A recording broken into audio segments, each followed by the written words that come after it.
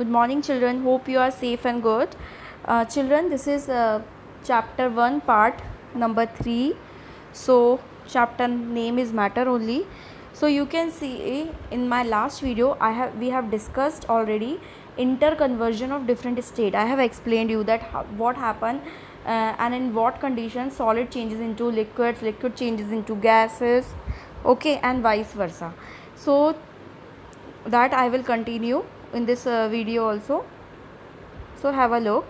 So C part that I have already explained you, I am starting again. Okay, so C part, C condition was the how we convert solid to gas and vice versa. Vice versa means again gas into solid. So on heating only, on heating we can easily convert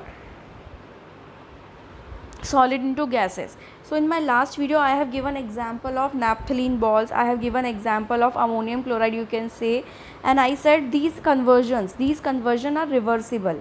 Okay, like we are just like on heating, if we are just changing the state of ammonium chloride from solid to vapor form or gaseous form, by cooling we will get back the same state, okay, original one, from vapor to the solid. So it is these processes are, all these processes A, B, C, all these processes are reversible one. Okay, so now one activity is given of ammonium chloride. Okay, now what they are for this, what materials we need? We need a china dish, a glass funnel, ammonium chloride which is a salt, tripod stand, wire mesh, burner, and a piece of cotton. So what we will do in this, that on what we will check the sublimation process and deposition process. Okay, so what is sublimation? Sublimation is a process in which we are converting directly a solid substance into its gaseous state. Okay, so you can see this diagram. In this diagram, in this china dish we have solid ammonium chloride. When we will heat it, and we have to invert over this, we have to invert this this china dish or this salt content amount with the funnel. Okay, we have to use inverted, we have to inverted funnel, we have to place, and the open end of this funnel also, or stem of the funnel also, we have to close it with the help of cotton plug, or we have to put some cottons. Okay, so to close this this stem of the funnel. Okay, funnel we usually use for pouring kerosene oil and all. Okay, so you all know what is funnel. Now, so when we will heat it, what happen? This solid ammonium will deposit it will turn directly, it is earlier it is in solid state. So when we will burn it, it will convert it into vapor form. So directly it will come from solid into the vapor form. And as you know, this area of the funnel is cool. Okay, this heat is not here, not present here, it is cool part. So all this sodium chloride will condense here. Okay, or you can say on the walls of these funnel. Okay, this top area which is cool one. Okay, so it is all the this, so it will solidify. So that process is called deposition. Okay, so I am just reading observation for you, that you will observe when you will heat this sodium chlorides, which is a salt. So what we will observe the fumes, which is also called as vapors, of ammonium chloride in and above the china dish, walls of the china dish. Okay, so why we will see a thin layer of ammonium chloride on the inner wall of the funnel. Why? Because you know, conclusion, have a look on conclusion, this one. So on heating, ammonium chloride is directly converted into vapor form. These vapors on moving towards cool area, as I said, and thus solidify again as a deposition on the inner wall of the funnel. Okay, so here, you know, children, in my last video I have already explained you about the naphthalene balls that we are using in our cupboards, or when we are keeping our woolen clothes. okay, during summer season, when we are just packing our woolen clothes, in that your mother is also using that putting the naphthalene balls or moth balls, okay, white color rounded. So that also a sublimating balls or substance, okay. So that also convert directly into vapor form and protect our clothes, woolen clothes, from insects, okay. So that is also our camphor is there, kapoor, that is also sublimating agent, sublime agent, okay.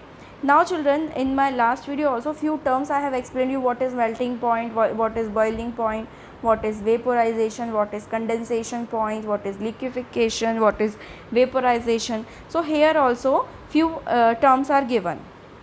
Now remember one thing, that naphthalene balls and iodine both get converted directly from solid into gas and gas into solid, vice versa, okay. So first term is sublimation, you can see here. So in the pink term, it is a process of converting a solid directly into a solid gaseous state. So it is a definition. What is sublimation?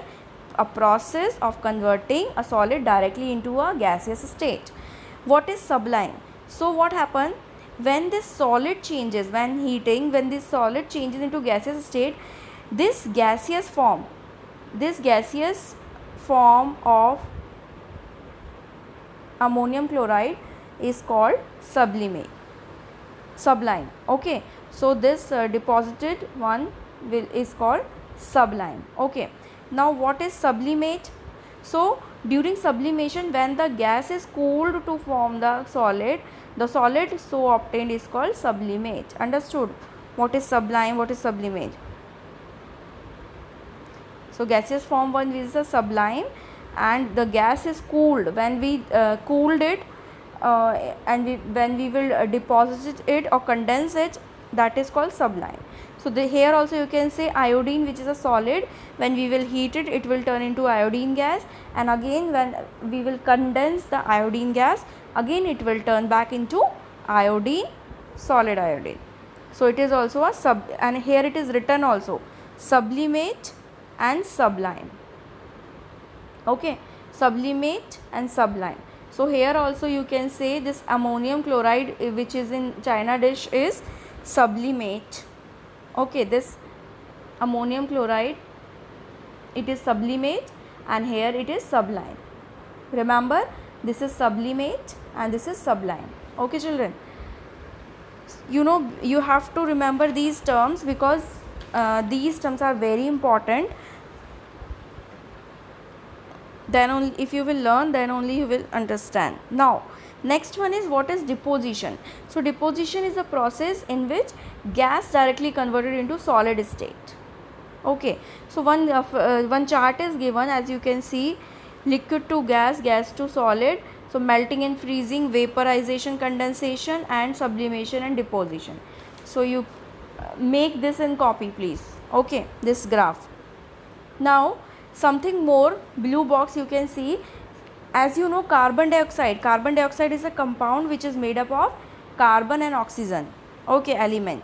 So carbon dioxide from gaseous state, when we will cool this carbon dioxide gas, it will solid, we will get solid carbon dioxide, okay. So means carbon dioxide gas, when we will cool it,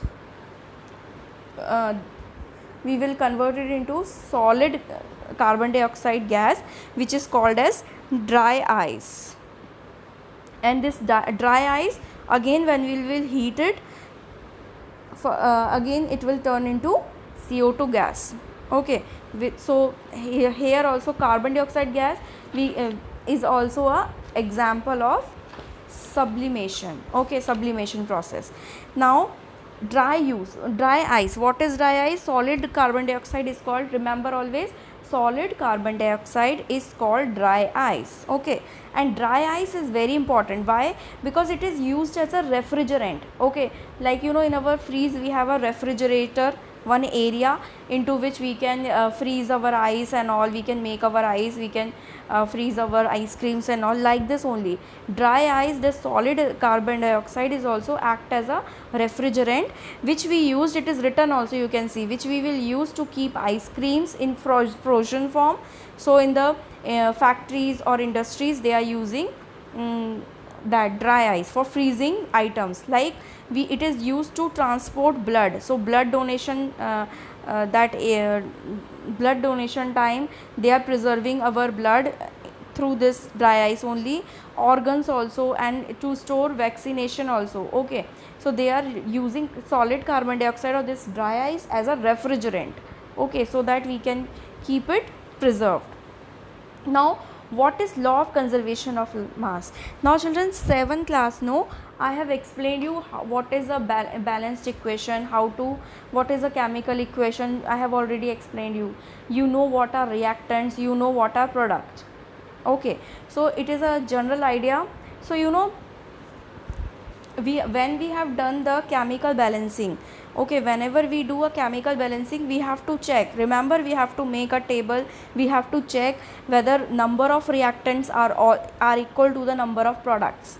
So that law is called law of conservation of mass. Okay, law of conservation of mass means the total mass of reactant should always be equal to the total mass of the product. Okay, so first line I am reading here, and you have a look please.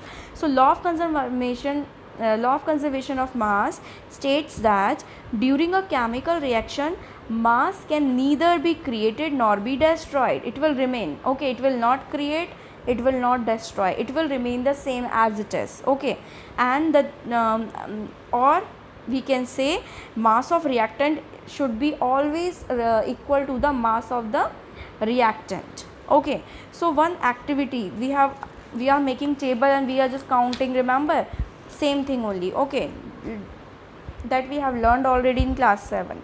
Now based on this, how to verify this law? Okay, so one activity is of chemical reaction is given in your book, page number 14. Okay, so here I am not mentioning the page number on my slide, because you know I can tell you and you can listen also, you can go through it. Now, so this law, you know, we need few materials. First one is we need concentrated hydrochloric acid, we need silver nitrate solution, we need a conical flask, we need a ignition tube, and we need a cork and a string. Okay, so now what we have to do, we have to pour 10 ml of silver nitrate in a conical flask. You can see, so this pink color, you can see white color and all, it is a silver nitrate solution, we have to fill it. Now half fill of the ignition tube, you can say this one, ignition tube. So this ignition tube, or kind of a test tube, it is looking like a test tube. Okay, name is ignition tube. So we have to fill HCl, hydrochloric acid, into this. Okay, now we have to hang this test tube which is having HCl, okay, as it is. Okay, safely we have to hang it, and we have to weigh it. Okay, we have to take, because we have to find out the mass. Mass means weight, how much weight is there. Okay, what is the weight of this silver nitrate and HCl. So we have to record the mass. So first we will, without mixing these two reactants, okay, we have to take the mass. Okay, so after hanging this ignition tube which is containing HCl, weigh the apparatus. Okay, and now what we will do, first without mixing, as it is, we will take the mass and then we will mix. So here it is written, have a look, I am reading for you, that now carefully tilt the ignition tube. Now with the help of string you can tilt the ignition tube, allow these HCl to mix with silver nitrate solution, and we all know that whenever these two silver nitrate and HCl reacts together, a chemical reaction will occur. Okay, a chemical reaction will take place, and we will get a white precipitate of silver chloride plus nitric acid, HNO3. Okay, so remember always what we have done in this activity. We have take mass earlier when we have not mixed these two reactants, and then again we have taken after mixing these reactants. Okay, so what we will found, what will be the observation? It is observed that there is no change in the mass of the apparatus before also and after the reaction. So before the chemical reaction and after the chemical reaction, we will find that there will be no change in the mass. Mass will remain the same, reading will will be the same. Okay, so what is the conclusion? Conclusion will be there that there is no change in mass. It means it is following, this chemical reaction is following the law of conservation of mass, which means, or which states that, what is the law? That mass can neither be created nor be destroyed during the chemical reaction, or you can say the total number of the reactants should always be equal to the total mass of the product. Okay, so this law can also be confirmed by studying other reaction. Like one reaction is also given of sodium sulfate and barium chloride. So whenever we will mix these two, okay, take the same reading before chemical reaction and after chemical reaction, what we will get? We will get the same reading in both the cases. Okay, so please, now, so here one activity is given in that yellow box. What they have done, carbon in the form of coal is burnt. As you know, oxygen supports burning. So when we will burn the carbon or coal, okay, so what it will release, obviously any carbon compound, when we will burn anything which contain a carbon compound or every carbon compound, they will release carbon dioxide gas, CO2. Okay, so express the A part is express the chemical change given in the form of chemical equation. So they are showing here C plus O2 is reactants and product is CO2, which is a product. So you can see. Now we have to prove, B part, we have to prove that they are following, this reaction is following the law of conservation of mass or not. So we know that the mass we have to see. So carbon mass is 12, C6H12, sorry, C612, okay, and oxygen is 16, mass is 16, 8 and 16, 8 is atomic number and mass is 16.